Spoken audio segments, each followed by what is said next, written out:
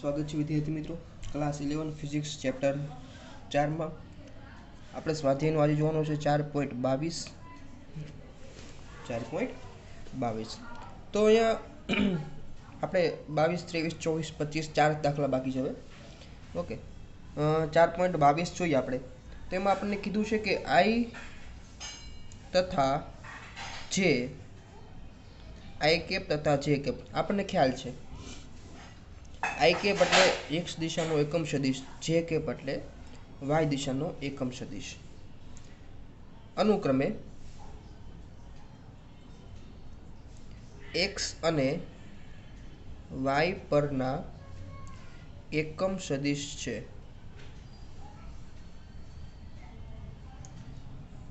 તો સદિશો I plus J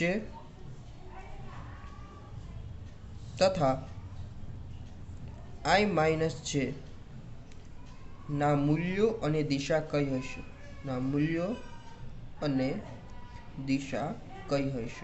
ચાલો આ એક આ સવાલ છે, બીજો સવાલ છે એ પછી જોઈશું આપણે. ચાલો પહેલા આ સવાલ જોઈ લઈએ. તો આપણે કીધું છે I અને J છે એ x અને y પરના એકમ સદિશ છે. એકમ સદિશ એટલે જેનું મૂલ્ય એક એકમ હોય.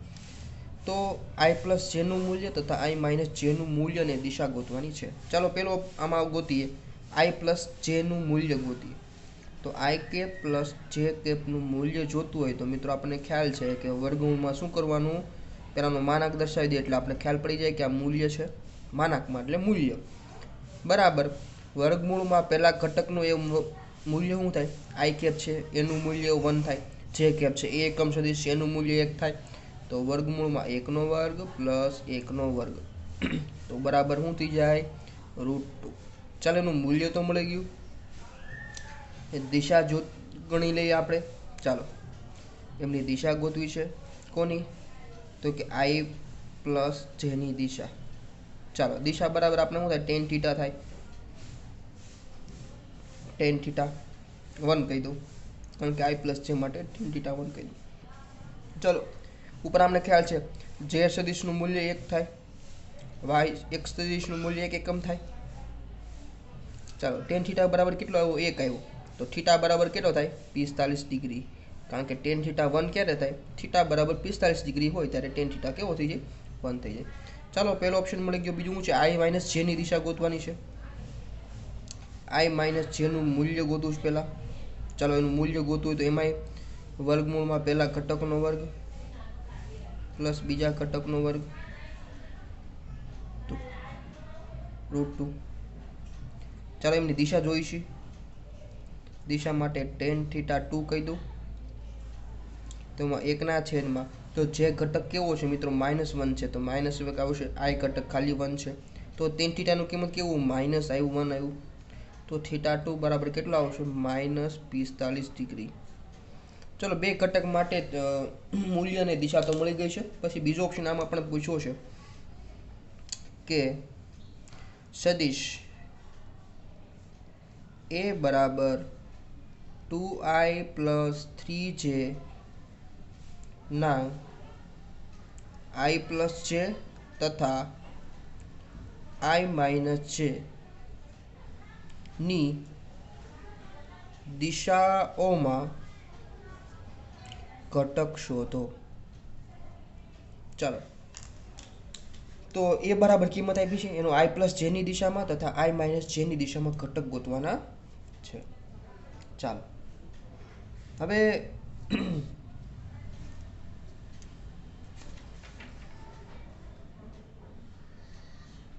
ચાલો આની ગણતરી કરીએ. તો આપણે પહેલા એ બરાબર તો કિંમત આપી છે. હવે પહેલા I પ્લસ J માટે લઈએ. ઓકે I પ્લસ J ની ધારો કે I પ્લસ J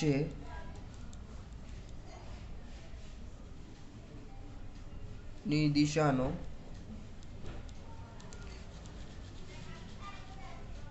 એકમ સદિશ A કેપ છે. આપણે ધારી લઈએ કે આ I પ્લસ J ની જે દિશા છે ને એનો એકમ સદિશ આપણે A કેપ લઈએ, સ્મોલ a કેપ. તો સ્મોલ a કેપ બરાબર ખબર છે એકમ સદિશ બરાબર સદિશ આઈ પ્લસ જે પ્લસ એકમ સદિશની વ્યાખ્યા કહું છું. એકમ સદિશ બરાબર શું થાય? તે સદિશ છેદમાં એનું મૂલ્ય. આઈ પ્લસ જેનું મૂલ્ય શું મળ્યું હતું આપણને? આઈ પ્લસ જેનું મૂલ્ય મળ્યું હતું આપણને √2. તો છેદમાં √2 છેદમાં √2. ચાલો એકમ સદિશ મળી ગયો. ચાલો હવે એની દિશામાં આપણે જોઈએ છે. ચાલો જેથી અહીં બાજુમાં જ લખી નાખું છું. સદિશ એનો એ કેપની દિશામાં ના ઘટકનું મૂલ્ય.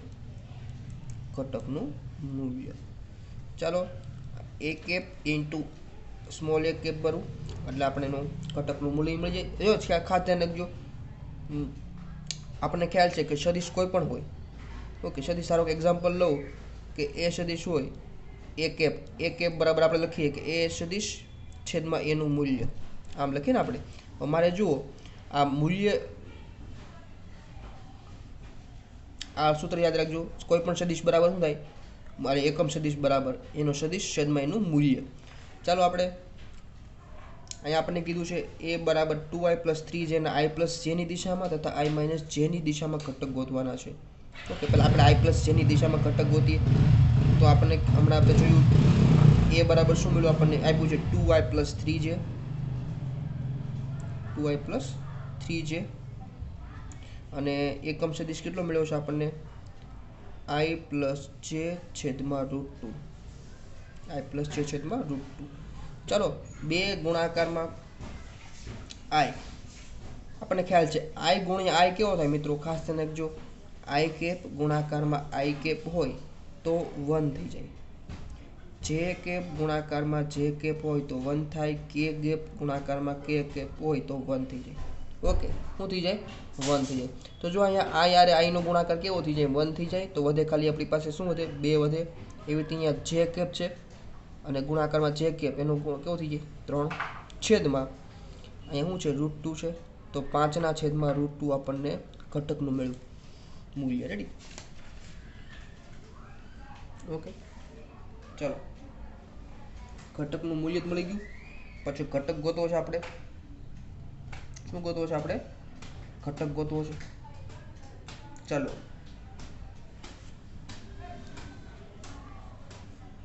આ ઘટકનું શું મળ્યું છે આપણને? મૂલ્ય મળી ગયું છે. આપણને ખબર છે ઘટકનું મૂલ્ય મળી ગયું હોય, મૂલ્ય ગણ્યા પાછું એકમ સદિશ કરો તો તમને શું મળે? એની દિશા મળે. શું મળે? એમની દિશા મળે. ઓકે, તો પાછું આપણે કરીએ.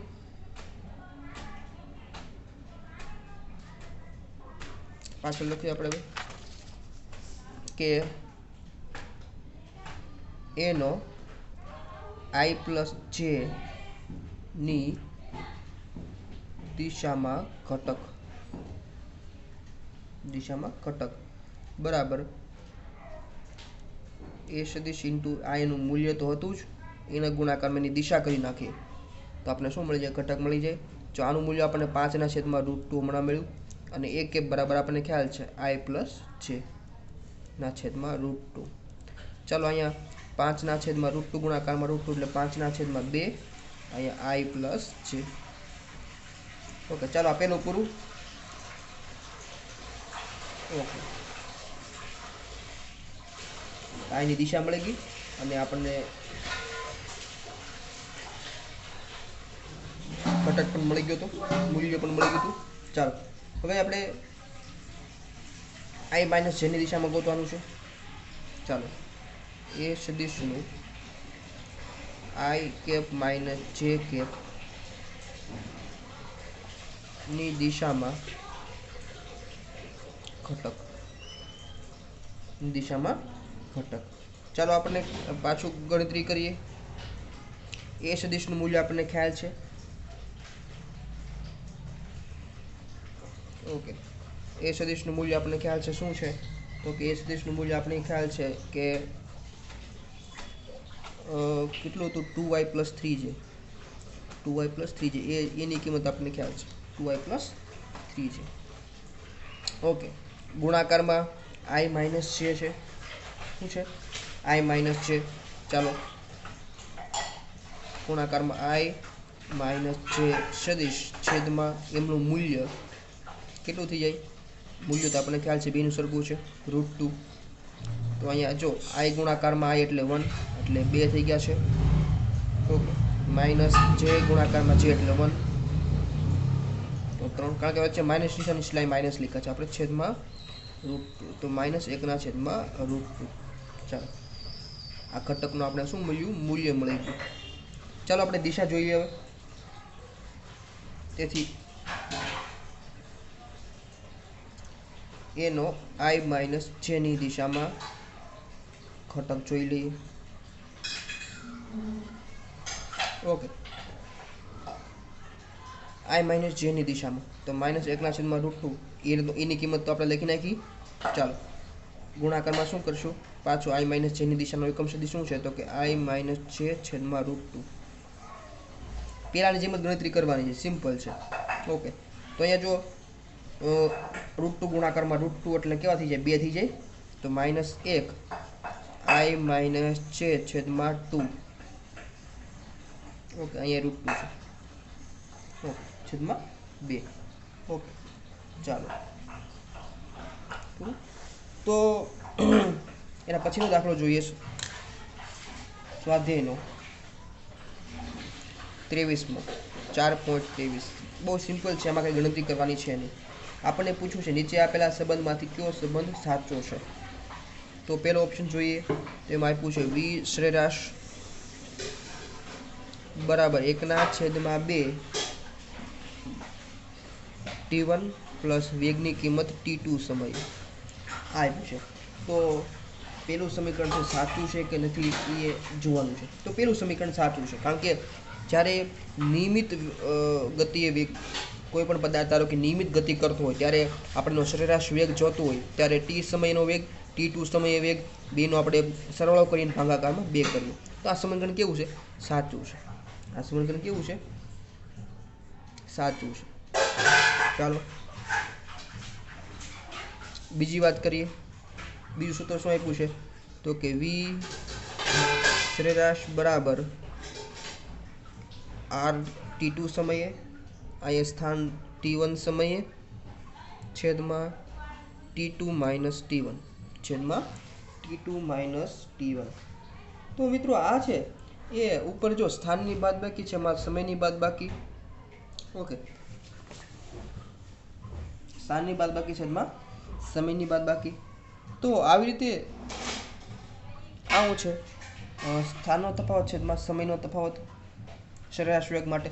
તો નિયમિત પ્રવેગી ગતિ માટે મિત્રો આ સાચું નથી. નિયમિત પ્રવેગી ગતિ માટે આ સાચું છે નહીં, કારણ કે નિયમિત પ્રવેગી માટે આપણને ખ્યાલ છે સરેરાશ વેગ ગોતવું હોય તો આપણે ઉપરનું સૂત્ર આવે નિયમિત પ્રવેગી ગતિ માટે.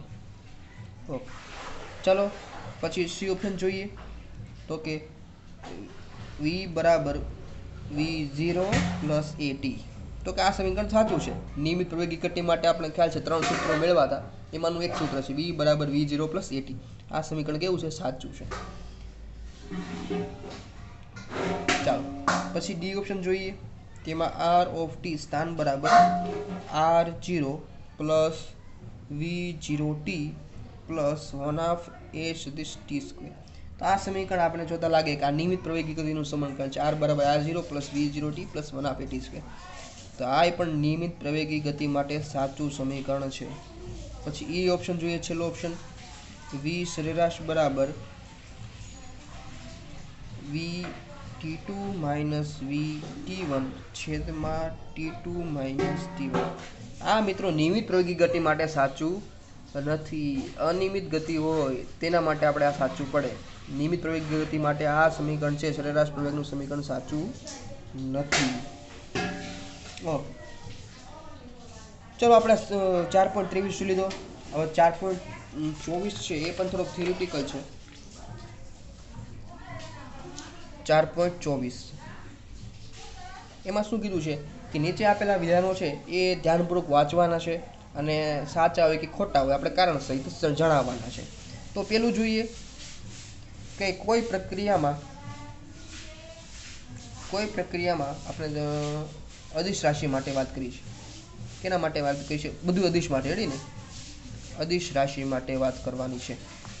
તો પેલો ઓપ્શન કોઈ પ્રક્રિયામાં અચળ રહે છે. કોઈ પ્રક્રિયામાં અચળ રહે છે? પહેલો ઓપ્શન છે.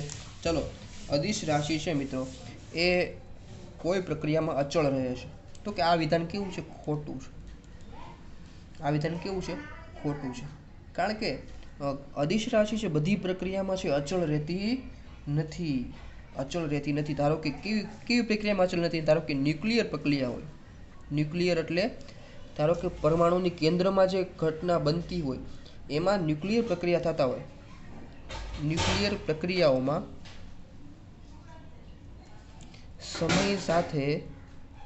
સમય સાથે દળમાં ઘટાડો થાય છે. દળમાં ઘટાડો થાય છે. ઓકે. ન્યુક્લિયર પ્રક્રિયામાં મિત્રો શું થાય છે કે ન્યુક્લિયર ધારો કે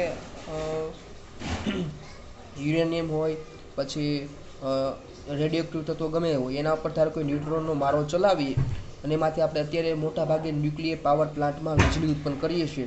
એમાં આપણે જોઈએ સમય સાથે છે ન્યુક્લિયર આપણે જે યુરેનિયમ તત્વ લીધું હોય, સમય સાથે યુરેનિયમ તત્વના દળમાં શું થઈ જાય છે? ઘટાડો થાય છે. તો દળ કેવી રાશિ છે? અદિશ ભૌતિક રાશિ છે. તો કોઈ પ્રક્રિયામાં અચળ રહેશે નહીં, દળ તો ઘટે છે. તો આ વિધાન કેવું છે? ખોટું છે.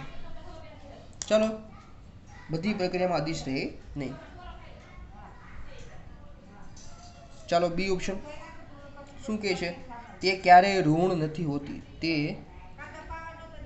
ક્યારેય ઋણ હોતી નથી. અદિશ રાશિ છે ક્યારેય ઋણ હોતી નથી. ખોટું છે. આ વિધાન ખોટું છે. એવું કઈ નથી કે અદિશ ભૌતિક રાશિ ક્યારેય ઋણ ન હોય. તાપમાન છે મિત્રો, એ તાપમાન ઘણી વખત કોઈ -4 ડિગ્રી તાપમાન છે, -10 ડિગ્રી તાપમાન છે. તાપમાન તો અદિશ ભૌતિક રાશિ તો પણ કેવી છે? ઋણ છે. ઓકે. તો અહીં એક્ઝામ્પલ તરીકે હું લખી નાખીએ તાપમાન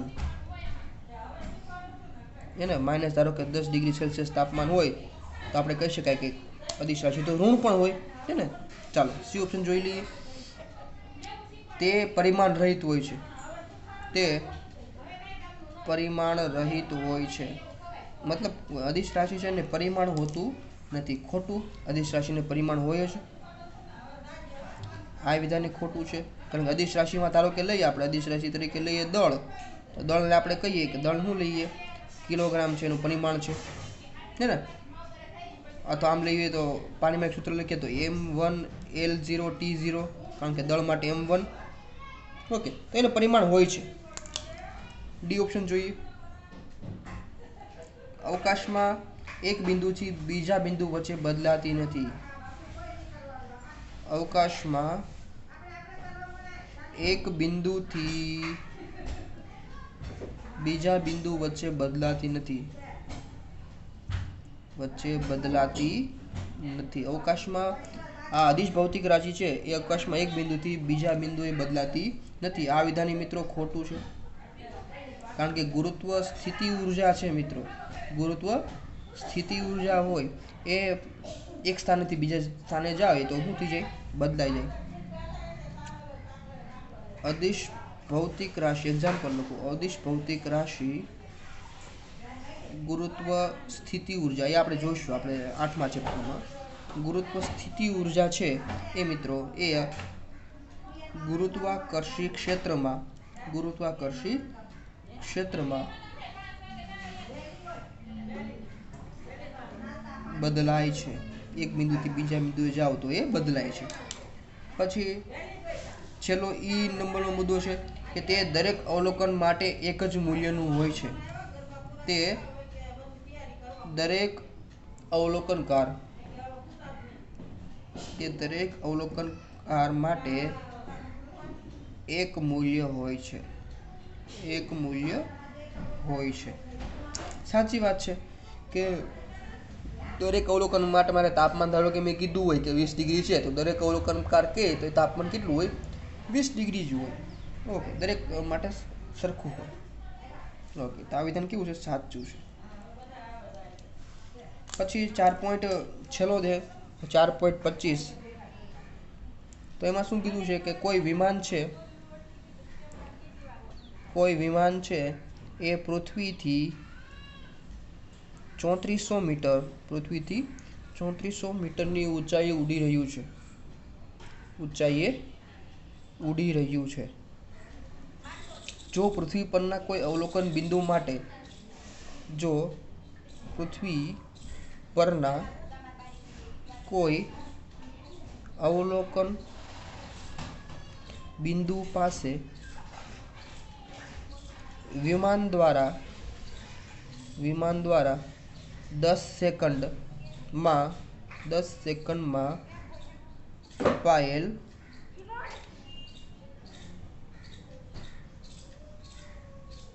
અંતર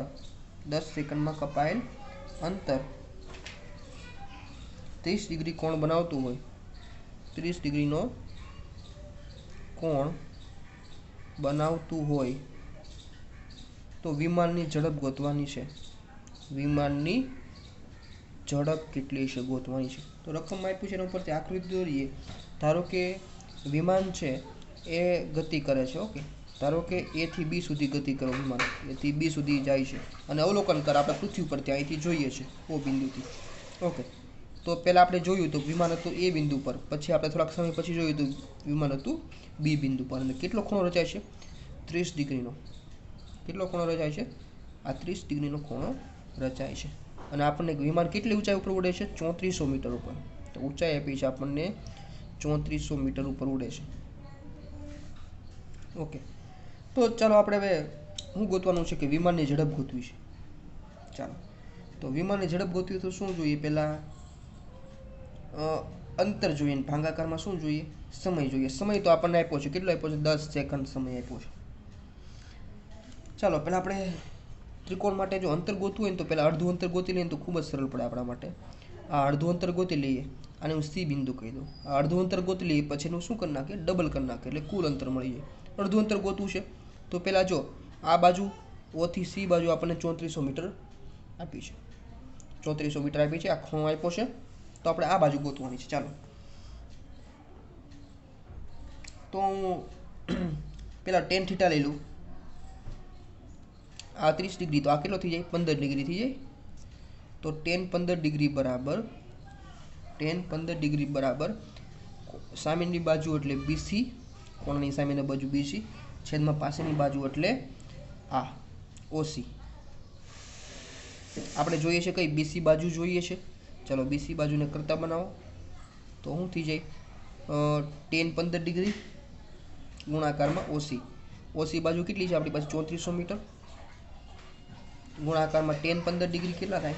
તો કે આપણે લોગ ટેબલમાં જોઈએ તો 0.247 જેવું થાય છે. તો બીસીની કિંમત આપણને મળી 911 મીટર. કેટલું?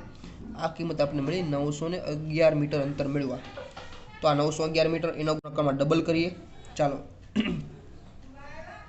વિમાનની